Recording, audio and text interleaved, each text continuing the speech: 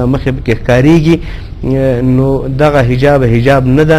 دا هسې د مشوق شی ده، مرغوب شی ده، دا په حجاب کې نه راځي او دا ناروا ده، دا اسلامي جامه نه ده. دا ایران نو نه پوهېږم چې د غرب له هر ځای نه راخیستې وي، نو دا یوه داسې جامه ده. اما ګوره د ښځې مخ لوڅول یا د ښځې لاسونه لوڅېدل یا د ښځې قدمونه لوڅېدل چې فقهای کرامو لیکلي دا په مانځه کې نه دي چې شي فرض، او نور په هر وخت کې والمرأة كلها عورة، ښځه ټوله عورت ده، په هر وخت کې عورت ده. جلکۍ چې بالغې چې له پلاره هم عورت کېږي، له ورور نه هم عورت کېږي، له نورو خلکو نه هم عورت کېږي. اما یو د مخ او کتل لیدل کتل چای راوړه او پلار ته یې کېږده ورور ته یې کېږده، حتی کې رسول پاک صلی الله مبارک حدیث هم ده چې اولادونه مو کله اووه کلنۍ نه پورته شي نو بیا تاسې که واړه ماشومان غټ شي نو هغه بیا تاسې کوټه کې مه سره پرېږدئ، نو نه دي کولی شي په کار او دې ته حجاب نه ویل کېږي. دا اړیکه به راواخلم بیا به دې دومې پوښتنې سره ځم. السلام علیکم. الرحمن نیکم زما سره ملګري دي د ګران ورور سلام قاسم شهدرا. ښه تا ډېره اوږده معامله شروع کړو، زه پوهېږم چې د تا کومه بلې خپرونې ته سره اړیکه نیولې ده، نو شاید چې شمېره دې غلطه کړې، نو هغه خپرونې چې ته غواړې هغه به کېدای شي بل وختي، ما ته خو وخت نه ده معلوم، نو په دې سیستم سره ځان بلد کړې، بیا نو دا اوږده نومونه فرمایشونه هغو خلکو ته وایي، مننه درنه کوو. ښه نو نعیم صاحب بله پوښتنه وکړه چې جهاد اوس له چا سره فرض دی، نو داسې راځه ووایه چې جهاد اوس په چا فرض ده. جهاد خو محترم وروره اول په هغه چا باندې فرض ده چې څوک د نفس مقابله نه کوي. باید موږ تاسې اول له خپل نفس سره جهاد وکړو، دا افضل اعظم او لوی جهاد ده. څوک چې سود خوري باید وینه خوري، څوک چې غلا کوي باید وینه کوي، څوک چې زنا کوي باید وینه کوي، څوک چې لواطت کوي باید وینه کوي، څوک چې رشوت اخلي باید وینه کوي، څوک چې دروغ وایي باید وینه کوي. ځکه د اسلام په ارکانو کې رسول پاک صلی الله علیه وسلم ته صحابي مبارک فرمایي چې رسول الله وسلم په اسلام کې اړین شی چې هغه ډېر اسانه وي. رسول الله وسلم ته چې لا اله الا محمد رسول الله چې دا کلمت وایي وایي هغه اشد شی چې دی سخت شی. السلام علیکم. وایي هغه سخت شی چې شي دی په اسلام کې وایي هغه امانتداري، امانت ساتل دي، دا سخت کار ده. السلام علیکم. مهرباني. وعلیکم السلام ورحمۃ اللہ. الله مو خوشحال کړي، عزتمند سي. مولوي صاحب دا اوس موجوده اسحاق څنګه دی په شریعت کې؟ نوم دې راته وښیه. نوم عبدالجبار. عبدالجبار صاحب پوه نه شوم ته ویل څنګه؟ دا موجوده اسحاق چې کېږي په ادرو کې دا عمل چې وکړي دا موجوده اسحاق دا اسحاق شریعت څه حکم لري؟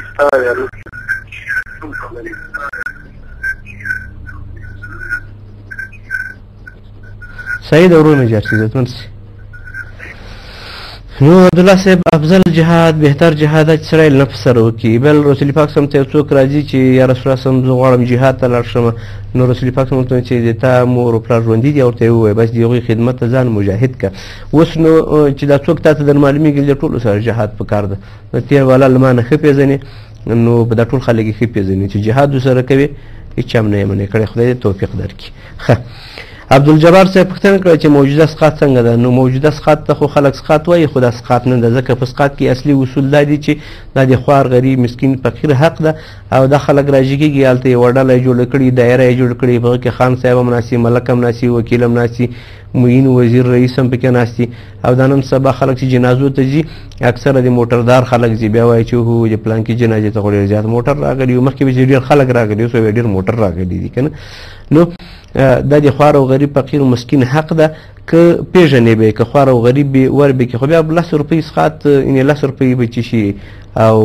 100 روپۍ به شي 10 روپۍ دا په عامو خیراتو کې راځي. اما هغه هیلې اسقاط چې ورته وایي دا په هغه کې نه راځي، ځکه دا د په رښتیا فقیر حق ده، په رښتیا مسکین حق ده، په رښتیا غریب حق ده. نو زه خو هم د ما خپله شخصي رایه ده چې که یو څوک زکات هم ورکوي نو په ځای دې چې 10 شل 10 روپۍ ورکوي باید هغه ټول زکات چې په ده باندې اوښتې کړي، 1 لک که 2 لک که 10 لک که 100 لک یو سړي ته دې ورکړي چې هغه ستونزې د ژوند ورباندې حل شي او آینده کې هغه هم زکات پرې کړي. که دغه رقم طریقه ایجاد شي او افضله طریقه هم دغه ده په ټولنه کې به د فقر ختم شي. نو داس ختم که سړی راواخلي خیر که زړه یې ډېر نه غوښتل نو هلته خو اول ډېر راوړي هم نسخات هیلې ما 50,000 روپۍ راوړي پنځونه 50 لکه روپۍ جوړې کړي منځونه هم پکې خلاصېږي روزي هم پکې خلاصېږي هلته مولي صاحبان ورته ناستې هغوی لنډ شل ورته ښودلی نو دغه پیسې دې راواخلي بیا هلته په دایره کې امولات هم 50 ورکړي نور ورته 100 ورکړي چې ور لږ نږدې عجیبانې خلکو ته بیا هغه نوي لسګونان ورکړي هلکانو ته بیا 2 ګونې ورکړي یا 5 ګونې ورکړي نو دا په عام خیرات کې راځي اما هغه هي اسقاط ده چې هغه فایده پرې مرتبېږي هغه فایده نه پرې باندې مرتبېږي. ښه یو چا راته برېښنالیک رالیږلی لیکلي دي سلامونه زه 21 کلن ځوان یم په کابل ښار کې اوسېږم زه لمونځ نه کوم له نجونو سره ناوړه اړیکې لرم او له مرګه ډېر ویرېږم تاسو راته لارښوونه وکړئ مننه عنایت الله. ښه عنایت الله صاحب محترم ګرانه وروره اولین خو فورا توبه وباسه له ټولو کړو ګناهونو باندې په ټول عزم سره په کلکه اراده سره داسې فکر وکړه چې دغه د زه پروت یم رسول پاک صلی فرمایي چې حاسبو قبل ان تحاسبو مخکې له دې نه ځان سره حساب وکړئ چې له تاسې سره حساب کېږي فکر وکړه چې دغه د زه په تخته پروت یم او روح مې لاړه په تخته اوس پروت یم خلک مې وینځي قبر ته مې کوزوي خاورې راباندې اړوي بس ټولې دروازې راپسې بندې شوې تختې راپسې کېښودې دلته به اوس زه څه کوم عاجل هم د اوس توبه وباسه په ټولو کړو ګناهونو باندې نو که دا توبه دې ویسته ته ځوان یې پیغمبر علیه السلام فرمایي چې التائب من الذنب کمن لا ذنب له توبهګار له ګناه نه داسې ده لکه بیخي چې ګناه نه وي کړي اوسه پورې د توبې دروازې خلاصې دي بله زه چېرته تللی یم نو هغه خلکو خوله وچې وچې کېدلې ټول داسې ماسټرانو صاحبه ولې ولا وای صاحب په انټرنیټ کې یو مقاله راغلی ده چې 8 کاله قیامت ته پاتې دي نو ما ورته ویل تاسې خفه یې هو 8 کاله نو ما ورته ویل 8 کاله نو کیسې موږ تاسې مخکې مړ سو اوس هم خدای ډېر وخت درکړی دی چې 8 کاله وخت یې درکړی ده همدغه مخ د 8 کالو کې یو څوک کیسې 4 کاله بعد بنوي 5 کاله بعد بنوي 3 کاله بعد بنوي 2 کاله بعد بنوي دغه کال کې بنوي څه پته یې لګېږي چا سره دا ګارنټي شته نو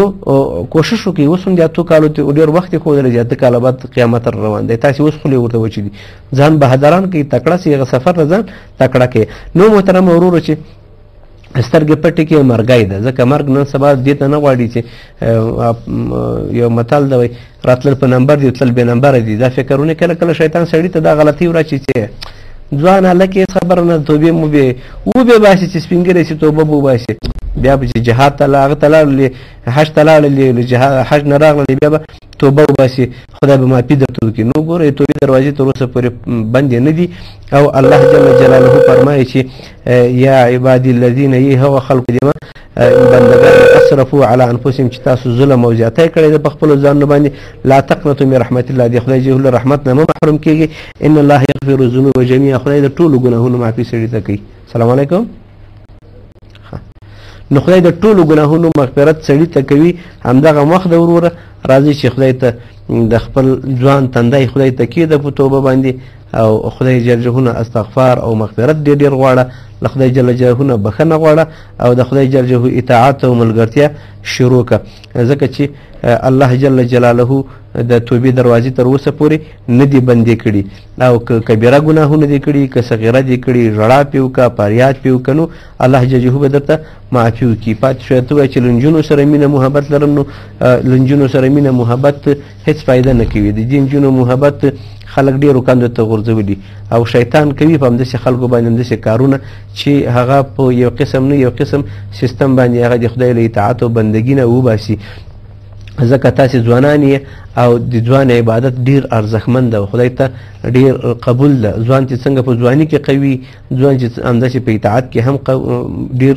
تکړه وي پیاوړی وي او همدا رقم غوښنه ونډوي دي هغه په عبادت کې نو تاسو راځئ چې د رسول الله صلی الله علیه وسلم څومره صحابه ملګري وګورو چې اسلام تر دې چې پورې رسولی ده ټول دغه ځوان قشر را رسولی ده ابوبکر صدیق رضی الله عنه ځوان عمر رضی الله عنه عثمان رضی الله عنه علي رضی الله عنه نور صحابه کرام چې هغه په دې دین قربان شوي او شهیدان شوي تر دې دین موږ پورې دین رسولی ده د دغو ځوانانو برکت. السلام علیکم.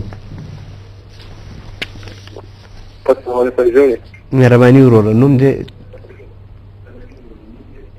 زما نوم عتیق الله دی. عتیق الله صاحب مهرباني. مولوي صاحب دا د ډوډۍ د سر پاته دا یوازې راغلی دی